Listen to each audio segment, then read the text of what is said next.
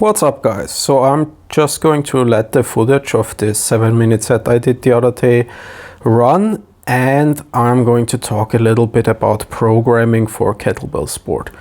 So obviously we do a lot of various types of intervals, for example like 1 minute on, 1 minute off. For example, we could do a ladder, right? We could do 1, 2, 3, 2, 1 minutes, stuff like that. And the idea, of course, is to get in a lot of good quality reps and little by little increase our capacity. And one thing we have to do is we have to do longer sets, because our eventual goal is a 10-minute set, and that's just a specific way to prepare us for the demands of the competition set. And there are some people call those also control sets, because they also give us an idea of where our capacity is and whether we're on track or not. And it's generally accepted there are like 3 main benchmarks, and the first one is the 5-minute set. And that's a little bit earlier in the training cycle. And here we can talk a little bit about the interplay of density and pace. So those are 2 concepts. When we talk about volume, we're talking about the total number of reps. And density is, in kettlebell sport, it's everything. Density is volume in relation to time. So if you do 100 reps, it's a huge difference if we're talking 100 reps in 60 minutes or 100 reps in 10 minutes, right? And the way to manipulate density is when we're doing intervals. Of course, it's because of the work-rest ratio, right? So if we shorten the rest periods, then of course we're working at a higher density. We're doing more reps per time, right? And the second variable is going to be the pace. So doing a certain amount of reps per minute, we do more reps per minute, we increase the pace, and in the same way we increase density. And those things have to be carefully managed.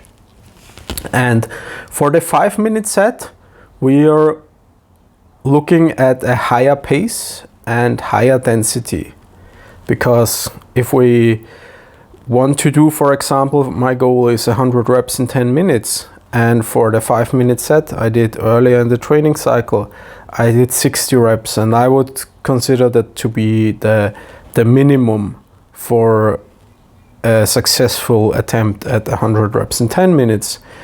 So 10 RPM, I would say for the 5-minute set, I needed at least 12 RPM.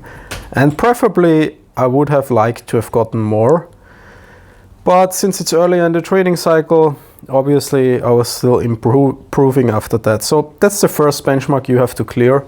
It's the 5-minute set, and you have to work at a higher pace. I say at least goal pace plus 2. And then later in the training cycle we have our 7-minute pace. It's the most commonly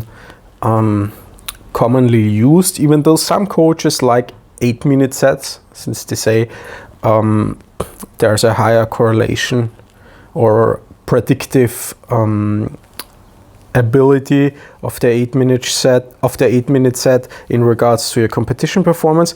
But I think it just depends on the pace again. So for the 7-minute set, my goal pace was 11 RPM, and I actually managed to accelerate. So it was like a perfect set. I did the first 5 minutes at 11 RPM, then I did 12 in the 6th minute and 13 in the final minute. And that's like, it doesn't always go that way, but that's like preferably. You want to increase towards the end of it, finish strong.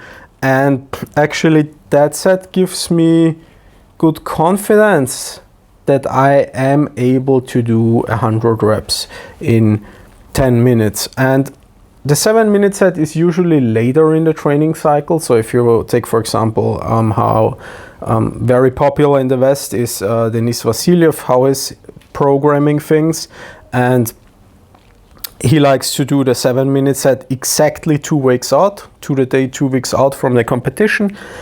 Some people like to do it a little bit closer to the competition, like maybe 1 week out.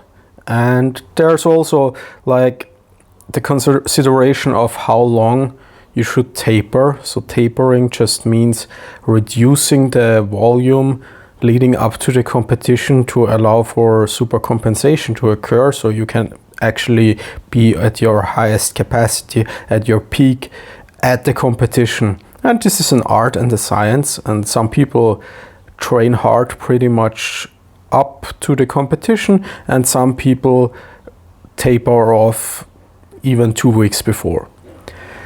But you want to clear the 5-minute set and you want to clear the 7 or 8-minute set, and then you should have a good idea of what you can realistically expect at the competition.